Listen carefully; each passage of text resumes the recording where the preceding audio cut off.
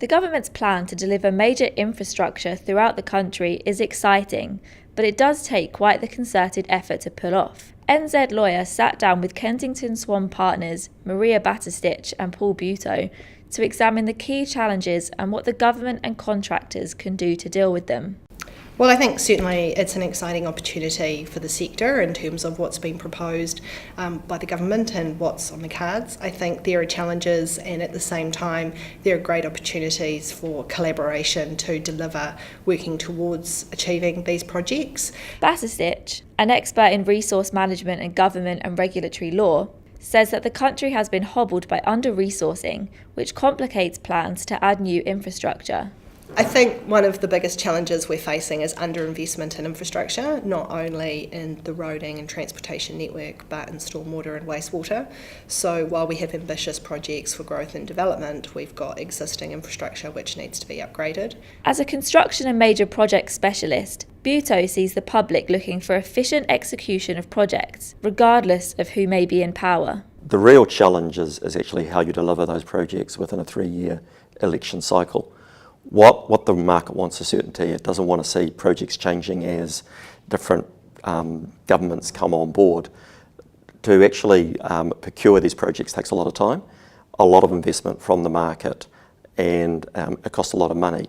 The key is certainty and the understanding that different projects require different resources. It's a bit like Field of Dreams. If you know something's going to be built, you'll resource for it and you'll gear up for it.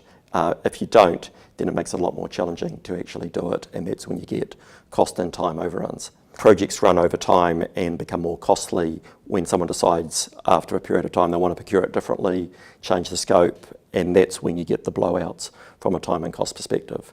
The private sector is also very much concerned with risk and the processes that these projects go through. Projects go over time and cost the private sector contractor a lot of money. Some of that is related to risk allocation. It's important that there is a proper allocation of risk between parties, and that will depend on the procurement method you actually use. The sector also sees two key issues in improving the management of major projects. Traditionally, some of these major projects have gone through large and complex consenting processes, and we're probably now looking at, with the exception of mass transit, smaller, medium-sized projects and ones that can be delivered in the short term with a long-term benefit, working into a larger overall program. I think that one of the other aspects that's often criticised is the Resource Management Act, and probably the key issue there is usually one of resourcing and engagement, often both. Because of the complexity of these projects, every party involved needs to step up together.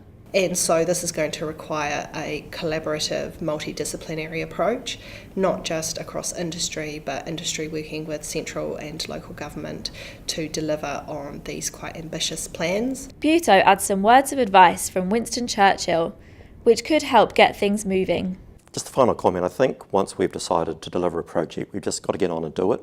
So for example, with light rail, mass transit, the government's made a clear decision we're going to go with that project. So we just need to get behind and deliver the project.